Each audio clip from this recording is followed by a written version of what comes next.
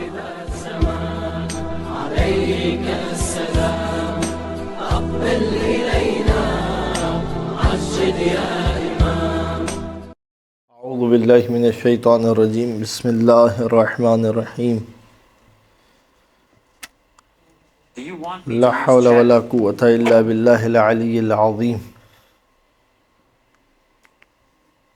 حسبنا اللہ ونعم الوکیل ونعم المولا ونعم النصیر. اعوذ باللہ من الشیطان الرجیم.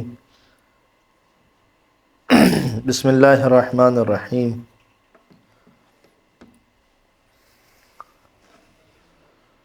الحمد للہ رب العالمین والصلاة والسلام علی سیدنا محمد وعلی اہل بیتہ الطیبین الطاہرین. اللہم صلی علی محمد وآل محمد. واللعنۃ الدائمۃ الباقیۃ المستمرۃ علی اعدائہم ومنکر فضائلہم وغاصب حقوقہم اجمعین. اما بعد فقد قال اللہ الحکیم. بسم اللہ الرحمن الرحیم.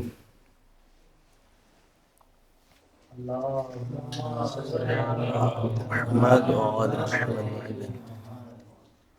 افی اللہ شک فاطر السماوات والارض. آج ہماری اس گفتگو کا آخری دن ہے اور 4 دن مسلسل کوشش کی ہم نے کہ الہاد کے اور ملحدین کے جو سوالات ہیں ان کے جوابات پیش کیے جائیں. اور میں بار بار آپ کی خدمت میں یہ عرض کرتا رہا ہوں اور تکراراً آپ کی خدمت میں یہ بات پیش کرتا رہا ہوں کہ وجود پروردگار عالم کے اوپر جتنے بھی ادلہ ہیں، دلائل ہیں، وہ بدیہی ہے. بدیہی سے مراد کیا ہے؟ واضح. لا يحتاج الی البرہان. بدیہی یعنی وہ چیز کہ جو برہان کی محتاج نہیں ہے. اسی چیز کو پروردگار عالم قرآن مجید میں بیان کر رہا ہے کہ افی اللہ شک، کیا اللہ کے بارے میں شک کرتے ہو؟ فاطر السماوات والارض، کہ جو زمین و آسمان کا خلق کرنے والا ہے. ٹھیک ہے. تو آپ کی خدمت میں میں نے مختلف جہات سے چیزیں پیش کی. آیات کو ہم کس نظر سے دیکھ رہے تھے؟ آیات کو ہم بما ہوا قرآن نہیں دیکھ رہے تھے، بلکہ بما ہوا دلائل عقلیہ جو ہے وہ ہم دیکھ رہے تھے. لہٰذا یہ آیات جو ہے وہ یہ دلالت کرتی ہے کہ اور یہ پکار رہی ہیں کہ انسان ان چیزوں میں غور کرے کہ پروردگار عالم نے کس انداز سے اس دنیا کو خلق کیا ہے. اور جب انسان ان چیزوں کے اندر مسلسل غور و فکر کرے گا تو ایک وقت جو ہے وہ اس نتیجے پر ایک درود پڑھ دیجئے محمد و آل محمد. اللہم صلی علی محمد و آل محمد وعجل فرجہم. لہذا ایک آخری چیز جو میں آج آپ کی خدمت میں مختصراً پیش کرنا چاہتا ہوں، کیونکہ آج جو ہے وہ طبیعت بھی زیادہ ساتھ نہیں دے رہی ہے کہ آپ کی خدمت میں اس کی تفصیل پیش کروں. اور وہ کیا ہے کہ ایک گروہ ملحدین کا گزشتہ زمانے میں ایسا رہا ہے کہ جن کا دعویٰ یہ تھا کہ یہ دنیا ہمیشہ سے، یہ دنیا ٹھیک ہے، یہ دنیا کہاں سے؟ ہمیشہ سے. ٹھیک ہے. اس بحث کو کہتے ہیں، یعنی اس بحث کو کہتے ہیں کہ قدیم العالم یا حدوث العالم. کیونکہ ہم کیا کہتے ہیں پروردگار عالم ہمیشہ سے ہے، اس کو ہم اصطلاحاً کس طریقے سے بیان کرتے ہیں کہ پروردگار کیا ہے؟ قدیم ہے. کیا ہے؟ قدیم ہے. اور قدیم کا یہاں پر معنی پرانے کا نہیں ہے، بلکہ قدیم کا یہاں پر معنی کیا ہے؟ ہمیشہ سے ہے. ٹھیک ہے. تو وہ کہتے ہیں کہ آپ کہتے ہیں کہ خدا ہمیشہ سے ہے. صحیح ہے. ہم یہ کہتے ہیں کہ یہ عالم ہمیشہ سے. واضح ہو رہی ہے بات؟ اگر ملحد یہ کہے گا کہ جی بگ بینگ ہوا تھا، تب تو وہ پھنس جائے گا، کیونکہ گزشتہ درس کے اندر ہم یہ بات بیان کر چکے ہیں کہ آپ جو بگ بینگ ہوا تھا، جب آپ ہمارے خدا کے اوپر اعتراض کرتے ہیں کہ وہ اسپیس، مکان اور زمان کی حدوں سے باہر ہے، تو آپ یہ بتائیے کہ یہ جو بگ بینگ تھا، کہ یہ مکان اور زمان کی حدوں سے باہر تھا یا نہیں تھا؟ ٹھیک ہے. لہٰذا ان کا ایک اعتراض کیا ہے کہ یہ دنیا کیا ہے؟ ہمیشہ سے. یہ دنیا کیا ہے؟ ہمیشہ سے قدیم ہے. اب یہاں پر ایک بحث ہے جو ایک عقلی بحث ہے. وہ بحث یہ ہے کہ دیکھیں، جب آپ کسی چیز کو کہیں گے نا قدیم ہے، تو قدیم کے اندر کبھی بھی تغییر واقع نہیں، تبدیلی واقع نہیں ہوگی. جس میں تبدیلی واقع ہوگی وہ قدیم. کیونکہ تبدیلی خود کیا ہے؟ حادث ہے. تبدیلی کا مطلب کیا ہے؟ حادث ہے. تو جیسے ہی اس میں تبدیلی واقع ہوئی، وہ چیز کیا ہو گئی؟ حادث ہو گئی.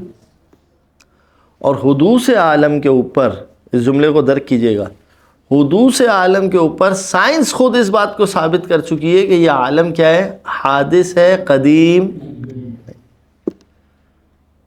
لہذا اس میں تو ملحد جو ہے وہ اگر یہاں پر آ کے بات کرے گا تو وہ خود سائنس کی نفی کرتا ہے. اچھا، میں نے آپ کی خدمت میں جیسے کہ عرض کیا کہ دنیا کے حدوث عالم کے اوپر دلیل کیا ہے؟ صحیح ہے. تو حدوث عالم کے اوپر دلیل کیا ہے؟ توجہ کریں. حدوث عالم کے اوپر دلیل کیا ہے؟ تغیر، تبدیلی.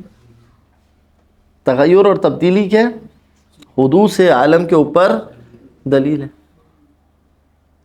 اس عالم کے اندر موسم کا بدلنا، صحیح ہے، لوگوں کا، انسانوں کا آنا، جینا، رہنا، اور پھر اس کے بعد چلے جانا، صحیح ہے کہ نہیں؟ تو یہ جو تغییر ہے اور یہ جو تبدیلی ہے، یہ کس بات پر دلالت کرتی ہے کہ عالم کیا ہے؟ حادث ہے. میں نے آپ کی خدمت میں عرض کیا، دیکھیں نقطے کو یاد رکھیں. نقطہ کیا ہے؟ کہ جیسے ہی کوئی تبدیلی ہوئی، تبدیلی کا مطلب کیا ہے؟ حدث واقع ہوا ہے. واضح؟ تو جیسے ہی حدث واقع ہو گیا تو عالم کیا ہو گیا؟ حدوث ہو گیا. لہذا عالم کیا ہے؟ حادث ہے. عالم جو ہے وہ قدیم نہیں ہے. یہ سارا کا سارا عالم جو ہے وہ قدیم نہیں ہے. واضح؟ اسی کو امام صادق علیہ الصلوۃ والسلام نے روایت میں اس انداز سے بیان کیا. یہ آپ کی خدمت کیا فرماتے ہیں امام؟ احتجاج طبرسی میں عن ابی عبداللہ علیہ السلام، ان الاشیاء تدل علی حدوثها. یہ جو اشیاء ہیں یہ خود اپنے حدوث پر دلالت کرتی ہیں. ایک جگہ پر امام رضا کے پاس ایک شخص آیا، اللہم صلی علی محمد آ کے اس نے امام سے سوال کیا کہ کیا دلیل ہے کہ یہ عالم جو ہے وہ حدوث ہے، قدیم نہیں ہے؟ اس عالم کے حادث ہونے پر کیا دلیل ہے؟ امام نے اس کو کیا دلیل دی؟ کہا کہ تم نہیں تھے، اب تم ہو، اور پھر آگے جا کے تم تو تم ادھر سے بھی نہیں ہو، ادھر سے بھی، بیچ میں کیا ہو؟ تو یہ بتاؤ، یہ جو ادھر بھی نہیں ہو، ادھر بھی نہیں ہو، بیچ میں ہو، یہ تمہارے حدوث کی دلیل ہے یا تمہارے قدم کی دلیل ہے؟ کس چیز کی دلیل ہے؟ یعنی امام نے کیا کیا؟ کہا کہ یہ آپ صرف تم اپنے آپ کو نہیں دیکھو، تم خود دیکھو تمہارے سامنے کتنی چیزیں تبدیل ہو رہی ہیں. پھر یاد رکھنا، میں بار بار کہہ رہا ہوں، حدوث کس کو کہتے ہیں؟ کسی چیز کا ایجاد ہونا. تبدیلی بھی کوئی چیز ہے نا. کتنے لوگ ہماری آنکھوں کے سامنے آئے گئے چلے گئے, ٹھیک ہے, اس کا مطلب کیا ہے کہ یہ سب کے سب لوگ عالم کا حصہ تھے یا نہیں تھے؟ اس کا مطلب کیا ہوا؟ اس کا مطلب یہ کہ عالم حادث ہے, کیونکہ یہ سب بھی عالم کا ہی ایک حصہ تھے نا. اسی عالم کے اندر آئے, اسی عالم کے اندر رہے, اسی عالم سے چلے گئے. اس کا مطلب تبدیلی واقع ہوئی یا نہیں واقع ہوئی؟ لہٰذا یہ سارے کے سارے لوگ کیا تھے؟ حادث تھے. اب سوال دوسرا سوال, اگر عالم قدیم ہے تو سوال یہ ہے کہ میں اس وقت کیوں نہیں تھا, اب کیوں ہوں؟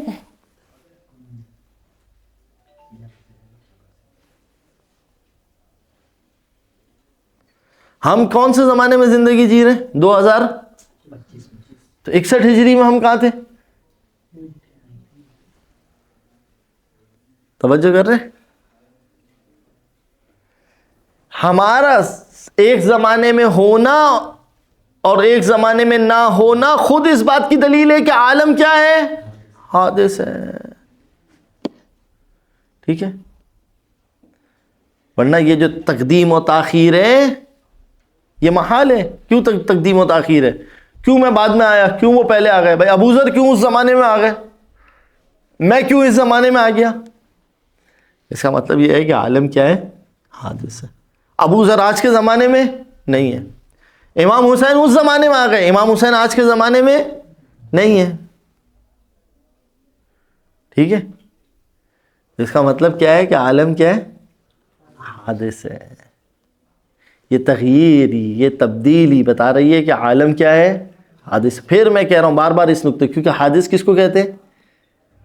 ہاں, جیسے ہی کوئی چیز کا تبدیل ہونا یا کسی چیز کا وجود پانا یا کسی چیز کا چینج ہونا, یہ حدث ہے. اور ہم سب اس کا حصہ ہیں یا نہیں عالم کا؟ ملحد سے سوال کرتے ہیں, آپ اس عالم کا حصہ ہو یا نہیں ہو؟ آپ سے سوال یہ, آپ تھے یا نہیں تھے؟ کہا میں نہیں تھا. کہا آپ کا نہیں کہنا یہ بتا رہا ہے کہ یہ عالم کیا ہے؟ کیونکہ آپ اپنے آپ کو اس میں رکھتے ہوئے بات کر رہے ہو نا, عالم کے اندر آپ بھی اس کا ایک حصہ ہو نا. پھر اس کے علاوہ اور بہت ساری چیزوں کا تبدیل ہونا. صحیح ہے. اسی وجہ سے یہ جو آیت ہے نا, اِنَّا فِي اخْتِلَافِ اللَّيْلِ وَالنَّهَارِ, یہ جو رات اور دن کا آنا جانا, یہ رات اور دن کا آنا جانا یہ تبدیلی بتا رہی ہے کہ عالم کیا ہے؟ حادث ہے. یہی وجہ ہے کہ سائنس بھی اس چیز کا انکار. لہذا ملحد یہ نہیں کہہ سکتا کہ آپ یہ کہتے ہو کہ خدا ہمیشہ سے تھا, ہم کہتے ہیں عالم ہمیشہ سے تھا. اور ہم اپنے خدا کے اندر اس صفت کو ثابت کرتے ہیں کہ پروردگار عالم کیا ہے؟ قدیم ہے, اس میں کوئی تبدیلی نہیں. اور کمال یہ ہے کہ کیونکہ اس میں کوئی تبدیلی واقع نہیں ہو سکتی, صحیح ہے, اسی وجہ سے اسے دیکھا نہیں جا سکتا. توجہ فرمانے آپ. لیکن میں نے کل بھی دیکھا آپ کی خدمت میں ایک بات عرض کی تھی, یہ آبھاس جو ہے نا ایک دوسرے کے ساتھ مرتبط ہیں. کل بھی ایک چیز, ملحد کا ایک سب سے بڑا مسئلہ پتہ ہے کیا ہے؟ ملحد آ جاتا ہے جب اصل میں ان کے پیچھے جو ایک چیز ہے نا وہ ہے مادیت, مٹیریلسٹک ہونا. ابھی میں مثال کے طور پر فرض کر لیجئے کہ ایک جگہ پہ میں مثال دے رہا تھا کہ کیمرے سے جو لوگ مجھے دیکھ رہے ہیں, فرض کریں یہ گلاس ہے, ٹھیک ہے, یہ گلاس ہے. اب کیمرے میں جو لوگ دیکھ رہے ہیں کیا ان کو پتہ ہے کہ اس میں پانی ہے یا نہیں ہے؟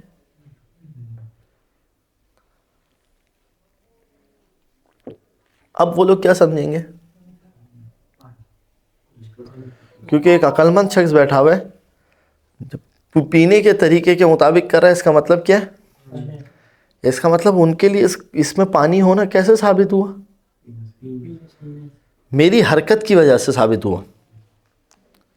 جبکہ آپ کے لیے پانی کیسے ثابت ہوا؟ آپ کے ذریعے سے آپ نے حس کے ذریعے سے درک کیا کہ اس میں پانی ہے. انہوں نے ملازمے کے ذریعے سے درک کیا. ایک ہی چیز ہے, توجہ کریں, ایک ہی چیز ہے, مگر انہوں نے کس کے ذریعے سے درک کیا ہے؟ ملازمے کے ذریعے سے کہ بھائی یہ حرکت جو ہوتی ہے یہ کیا کس چیز کی حرکت ہوتی ہے؟ جو پانی ہوگا وہ پانی پیے گا. آپ نے کس کے ذریعے سے درک کیا اس میں پانی ہے؟ حس کے ذریعے سے درک کیا. تو اس کا مطلب یہ ہے کہ آپ ہر چیز کو توجہ کریں، پوری توجہ کریں.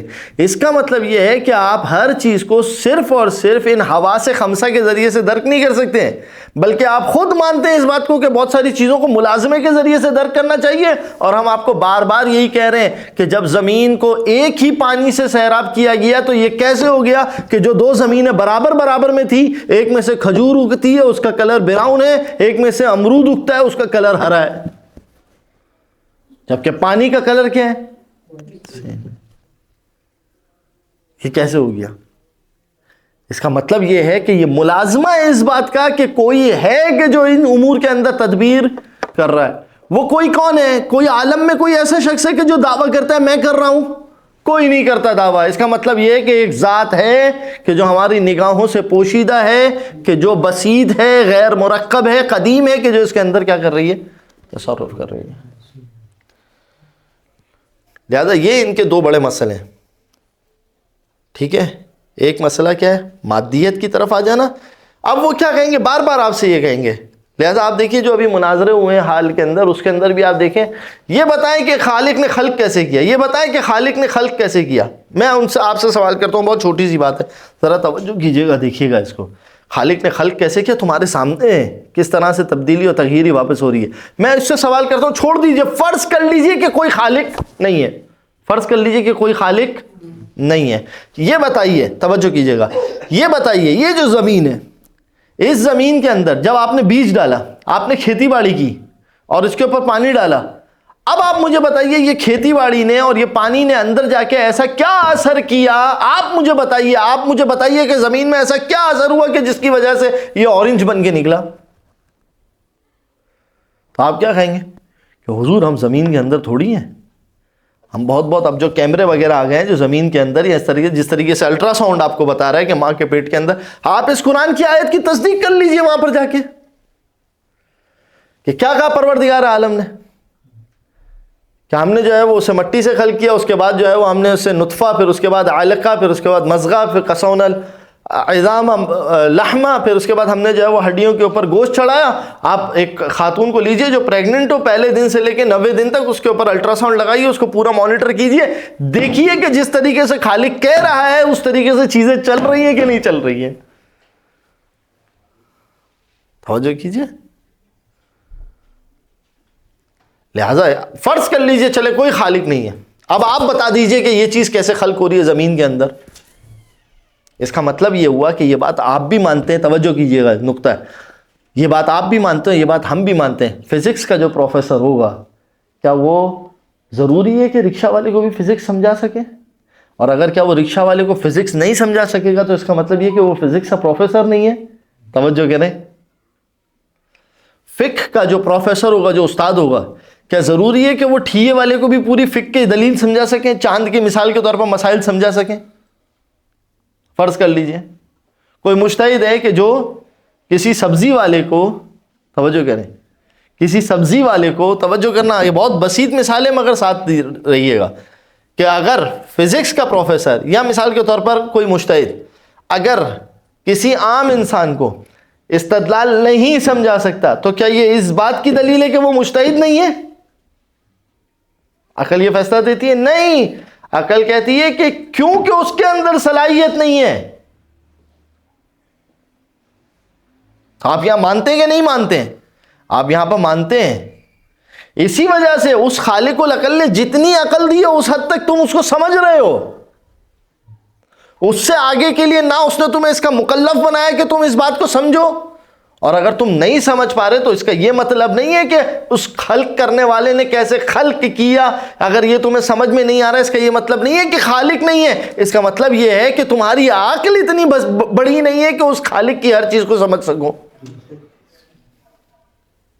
اور یہ وہ ساری کی ساری چیزیں جس پر ہمارا ائمہ علیہ السلام، آپ کے معصومین نے کیا بتایا؟ آپ کے معصومین نے کیا بتایا؟ ہمارے معصومین نے یہ بتا دیا ہے کہ تمہاری جتنی عقل ہے اس کے مطابق تم اس کو سمجھ سکتے ہو، اس سے زیادہ کی تمہارے اوپر مکلف، تم اس سے زیادہ کی تکلیف نہیں رکھتے. واضح؟ لہٰذا یہ جو 2-3 چیزیں میں نے آپ کی خدمت میں پیش کی، یہ بہت اہم ہے.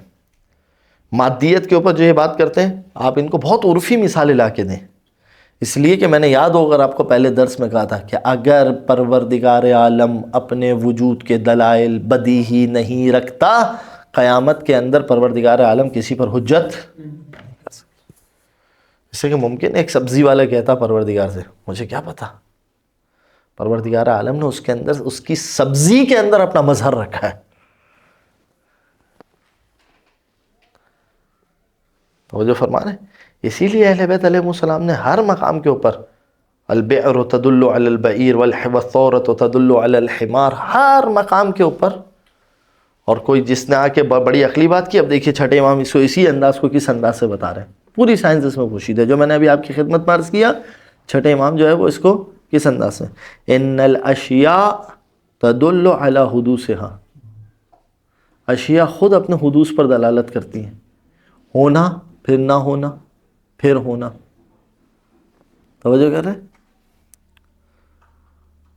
من دوران الفلک بما فیہ، یہ جو دوران فلک ہے صحیح ہے، اور جو کچھ اس کے اندر ہے یہ سب گردش کر رہے ہیں، یعنی یہ گردش بتا رہی ہے کہ یہ کیا ہے، حادث ہے. اس سے کہ قدیم ہوتا تو اس میں تغیر نہیں ہوتا. اب دیکھیں امام کیا کہا، وَهِيَ سَبْعَةُ أَفْلَاكَ، یہ کتنے افلاک ہے،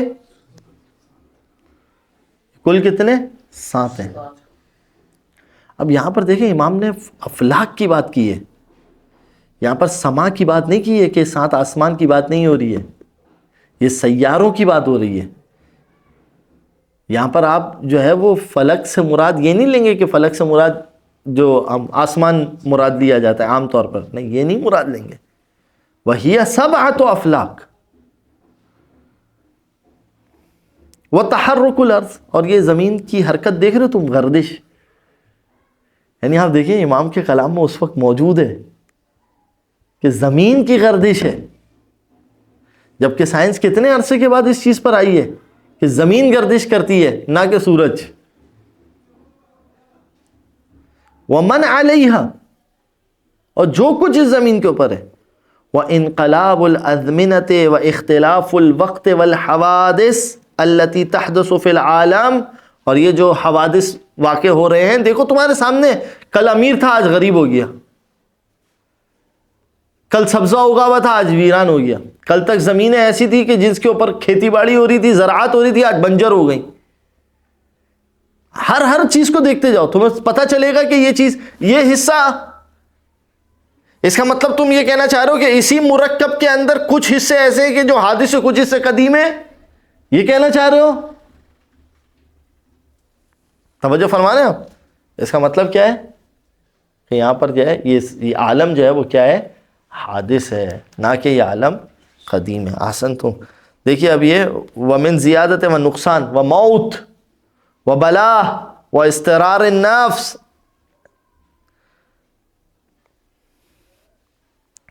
و استرار النفس و موت والبلا و استرار النفس الى الاقرار بان لها صانعا و مدبرا، یہ جو ہے وہ نفس کو مجبور کرتے ہیں اس چیز کی طرف کہ وہ اس بات کا اقرار کرے کہ اس کا کوئی صانع ہے، و مدبرا، اس کا کوئی مدبر ہے. یہ جو ہے وہ حدوث عالم اس بات پر شاہد ہے کہ اس کا کوئی مدبر اور کوئی صانع ہے کہ جو قدیم ہے. پھر امام واپس کہہ رہا ہے، اما ترى الحلو يسير حامضا، کیا تم نہیں دیکھتے ہو کہ میٹھی چیز کھٹی ہو جاتی ہے، والعذب مرہ، اور تم نہیں دیکھتے ہو کہ ایک، اب کیونکہ عذب کے لیے ہمارے یہاں پر اردو میں اور کوئی لفظ نہیں ہے، ہم کیا استعمال کریں، ما عذب فذکرونی کو آج تک ہمارے یہاں پر میٹھے پانی سے ہی ترجمہ کیا جاتا ہے. تو کیا تم نہیں دیکھتے کہ میٹھا پانی جو ہے وہ مرہ کڑوے میں بدل جاتا ہے، تغیر ہو گئی نا. اب میٹھے پانی میں مثال کے طور پر آپ نے کافی ڈال دی، کیا ہو گیا، کڑوے میں بدل گیا. یہ ہے نا ساری کی ساری چیز، یعنی پانی بھی تبدیل ہو رہا ہے، یعنی جو اہم ترین چیز ہے اس کائنات کی وہ بھی کیا ہو رہی ہے، تبدیل ہو رہی ہے. والجدید بالین، اور تم دیکھتے ہو کہ نئی چیز کیا ہو جاتی ہے، پانی ہو جاتی ہے. وکل الی تغیر و فنا، یہ ہر چیز کس کی طرف ہے؟ تغیر کی طرف ہے اور فنا کی طرف ہے. یہ ہر چیز کا تغیر اور فنا کی طرف جانا تمہیں بتا رہا ہے کہ یہ حادث ہے. عالم کیا ہے؟ حادث ہے. ایک اور آخری بات کہہ رہا ہوں یہ آپ کی خدمت میں عرض کرنے کے لیے. فرض کر لیجئے اگر، توجہ کیجئے گا، فرض کر لیجئے اگر ابتداءً ہمیں نہیں بھی پتا تو ہمیں بقان پتا ہے کہ یہ کیا ہے؟ بقان حادث ہے. بقان کیا ہے؟ جب اس میں موجود اشرف المخلوقات حادث ہیں، یہ جو ہے وہ امام نے یہی ساری باتیں ائمہ علیہ السلام نے پیش کی ہیں اپنے ادلے کے اندر، اس زمانے میں پیش کی ہیں. تو جو ہے وہ اس انداز سے یہ والا استدلال بھی جو ہے وہ ملحدین کے کام نہیں آئے گا، اس لیے کہ عالم جو ہے وہ حادث ہے. لہذا ان دروس کے اندر ہم نے جس حد تک ممکن ہوا آپ کی خدمت میں یہ ساری چیزیں بیان کی. البتہ یہ ساری ابحاث ایسی ہیں کہ انہیں مزید پکانے کی ضرورت ہے اور مزید ان کے اوپر گفتگو کرنے کی ضرورت ہے. مگر ہمیشہ ایک چیز یاد رکھیں، یہ میں آپ کی خدمت میں عرض کر رہا ہوں کہ ضروری نہیں ہے کہ آپ فلسفے اور منطق کی دقیق چیزوں کے ذریعے سے ہی چیزوں کو سمجھیں. اچھی بات ہے انسان ان چیزوں کو پڑھے، ان چیزوں کو دیکھے. ٹھیک ہے، جا کے دیکھیے علامہ مجلسی نے بہار الانوار کے اندر تقریباً میرے خیال سے 56ویں جلد ہے 56، وہاں پر جب اس کے اوپر بات کی ہے آپ کو حیرانگی ہوگی علامہ مجلسی کا تتبع دیکھ کے کہ شیخ صدوق سے بات شروع کی ہے انہوں نے، حدوث عالم کے ادلے شروع کیے انہوں نے، شیخ صدوق سے بات کی اور اپنے زمانے تک کی کتابیں لے کر آئے کہ کنہوں نے کیا دلیل دی ہے، کس نے کیا دلیل دی ہے، کس نے کیا دلیل دی ہے، کس نے کہا. انسان کو نظر آتا ہے کہ مجلسی جو ہے وہ کیا انسان تھا. لیکن جب ثابت کرنے پہ آئے تو بالکل بدیہی دلیلوں کے ذریعے سے. تو یہ خصوصاً جو آج کا جس طرح کا دور ہے اس میں ہمیشہ کوشش کریں کہ مثالوں کے ذریعے سے، بدیہات کے ذریعے سے، واضح چیزوں کے ذریعے سے جو ہے وہ خصوصاً بالخصوص وجود خدا. توحید کے اوپر یقیناً کمال آپ دیکھیے کیا ہے. کمال یہ ہے کہ ہمارے مذہب تشیع کی بنا اول کیا ہے اصول دین کے اندر؟ اول توحید، دوسرے عدل، تیسرے نبوت، چوتھے امامت، پانچویں قیامت. حتیٰ عرب کے اندر بھی میں نے دیکھا ہے، پاکستان میں بھی دیکھا ہے، سب اسی طرح سے بنا. یعنی ہمارے یہاں پر وجود ثانیہ اتنا بدیع ہے کہ ہم گفتگو بھی اول توحید سے شروع کرتے ہیں.